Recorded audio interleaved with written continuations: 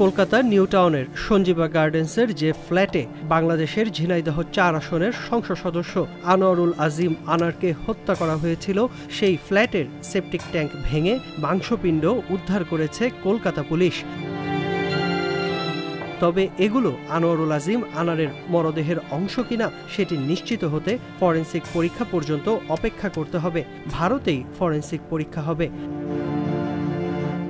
আনোয়ারুল আজিম আনার হত্যার রহস্য উদ্ঘাটনে গত ২৬ মে কলকাতায় যাওয়া বাংলাদেশের ডিবি পুলিশের ৩ সদস্য দলের এক সদস্য আজকের পত্রিকাকে এসব তথ্য জানিয়েছেন।